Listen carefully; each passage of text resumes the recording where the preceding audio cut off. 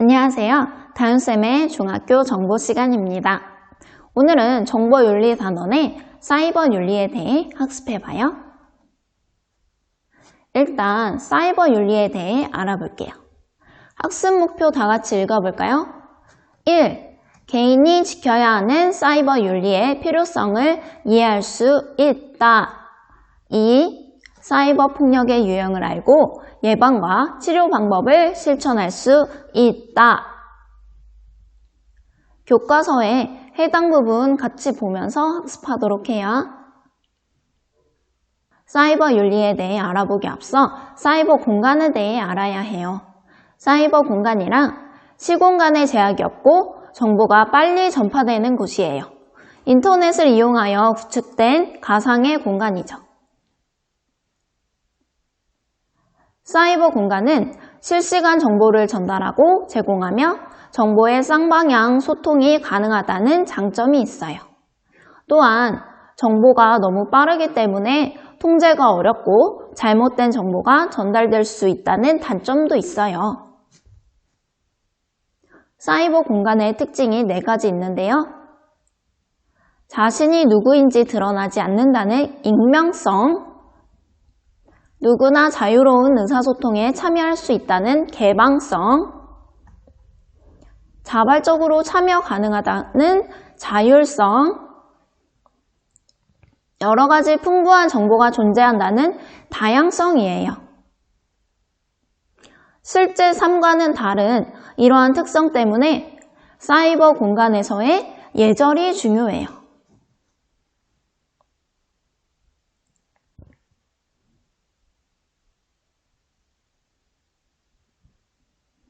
네트워크와 에티켓의 합성어인 네티켓, 모티켓 등의 용어도 알아두세요. 그러면 사이버 윤리를 어떻게 실천할 수 있을까요? 메신저나 채팅을 할 때 다른 사람의 아이디를 도용하지 않고 비방이나 명예훼손을 하면 안 돼요. 그리고 근거 없는 소문을 퍼뜨리거나 욕설을 하는 것도 물론 안 되겠죠.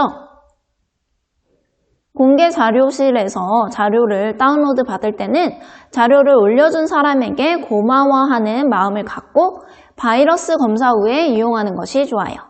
또 저작권 침해 자료를 업로드하면 안 되겠죠.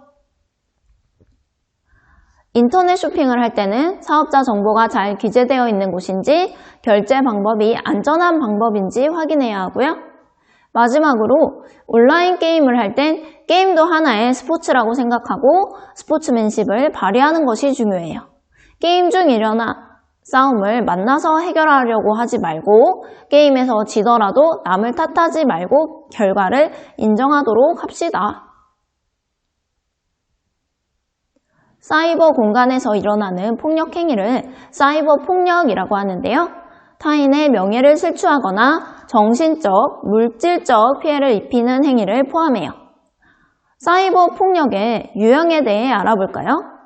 먼저 사이버 명예훼손은 특정 사람을 비방하려고 사실이나 허위 사실을 유포하는 행위예요.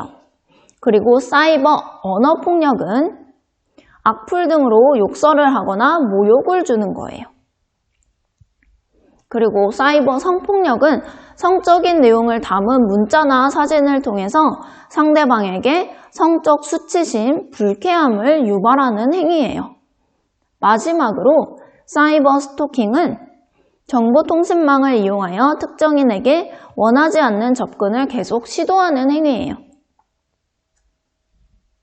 그렇다면 사이버 폭력을 예방하기 위해 어떤 노력을 할 수 있을까요? 불법 유해 사이트를 발견하면 신고센터에 신고하고 모든 컴퓨팅 기기는 상대방을 고려하고 존중하는 방식으로 사용해야 해요. 또 모르는 사이트에서 채팅을 하거나 사진을 주고받지 않고 상대방이 보이지 않더라도 예절을 잘 지켜야 해요. 만약에 사이버 폭력을 당한다면 어떻게 대처해야 할까요? 거부 의사를 밝히고 보복하거나 대응하지 않는 것이 중요해요. 또 증거를 저장하고 도움을 요청해야겠죠.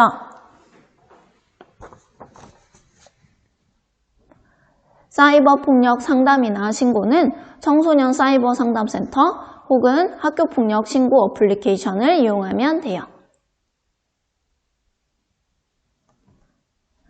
다 같이 생각해 볼까요? 인터넷에서 사이버 폭력의 피해 사례를 찾아보고 어떻게 대처하면 좋을지 한번 생각해 봐요.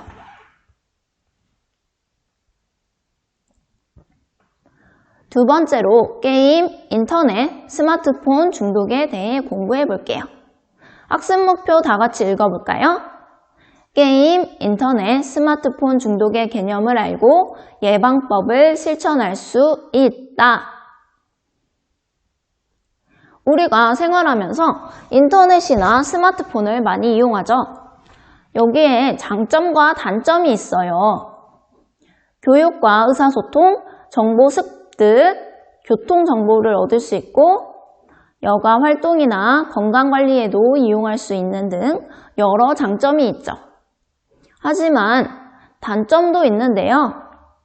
지나치게 사용하면 채팅 중독, 거북목 증후군에도 걸릴 수 있고요.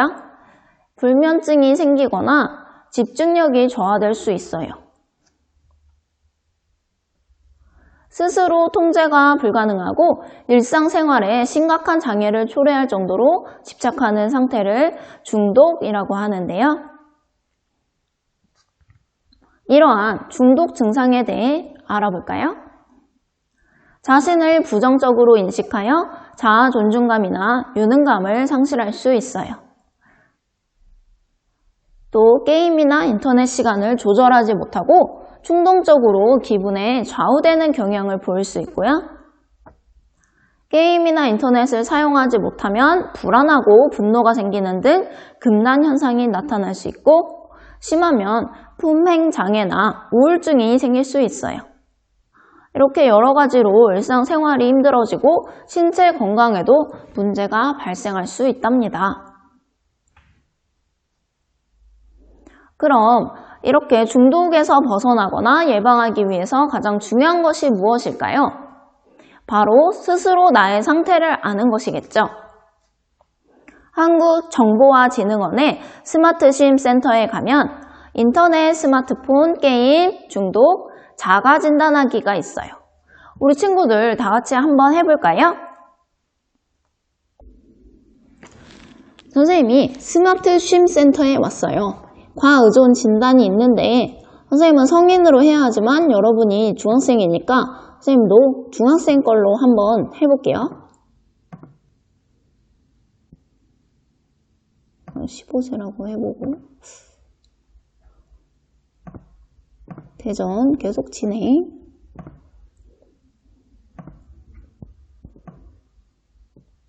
여기 이렇게 문제들이 나오죠. 한번 해볼게요.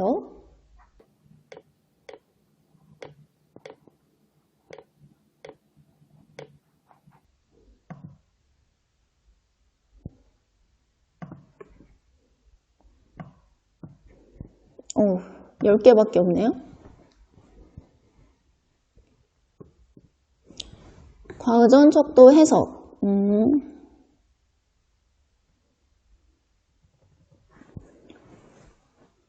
고위험, 잠재적 위험, 일반 사용자군 이렇게 분류가 된대요. 그런데 선생님은 지금 조절 실패가 좀 높고 현저성은 중간 정도, 문제적 결과 중간 정도 36점에 총 25점이에요. 그래서 잠재적 위험 대상자군이래요. 스마트폰 사용에 대한 조절력이 약화된 상태며 그로 인해 이용시간이 증가하여 대인과 관계 갈등이나 일상의 역할에 문제가 발생하기 시작한 단계. 그래서 ICT 역량 발달에 부정적 영향을 미칠 위험성이 존재한대요. 그래서 과의적 위험을 깨닫고 스스로 조절해서 계획적으로 사용하도록 노력합시다. 네, 주의가 요망된대요. 큰일 났네요. 이렇게 여러분도 한번 과의존 실태 검사를 해보면 좋을 것 같아요. 스마트폰 과의존 책도 이렇게 있고 상담도 할 수가 있고 여러 가지 자료도 있어요. 만약 내가 인터넷 중독이 의심된다면 인터넷 중독에 대해 상담할 수 있는 사이트를 알려드릴게요. 아니면 전화 상담도 가능하고요. 혹은 학교 선생님께 알리고 같이 해결해 나가는 것도 좋을 것 같네요. 일상에서 스마트폰, 인터넷을 올바르게 이용하기 위한 방법들을 알아볼게요. 혼자서 컴퓨터나 스마트폰을 하는 시간보다는 가족, 친구와 함께 시간을 많이 보내고요. 현실에서 신체 활동이나 취미 생활을 하는 게 좋아요. 또 스마트폰이나 컴퓨터에는 꼭 필요한 프로그램만 설치하도록 하고요. 오락이나 휴식 목적 사용은 시간을 줄이고 사용 목적을 항상 생각하면서 사용하는 게 좋겠죠? 채팅이나 메시지는 바로바로 칼답을 하지 않아도 된다고 생각하고 여유를 가지고요. 컴퓨터 사용이나 스마트폰 사용을 너무 많이 한다면 사용 시간을 계획해서 한번 지켜보도록 해요. 오늘은 사이버 공간에서 필요한 예절인 사이버 윤리, 그리고 사이버 폭력의 유형과 대처 방안에 대해 알아봤고요. 게임, 인터넷, 스마트폰 중독, 또 중독 현상에 대해 이해하고 예방하기 위한 방법을 생각해 봤어요. 우리 친구들 모두 건강하게 컴퓨터와 스마트폰을 이용하는 것이 좋겠죠? 다음 시간에는 문제 해결과 프로그래밍 단원에서 문제의 이해와 분석에 대해 공부해 볼게요. 지금까지 시청해 주셔서 감사합니다.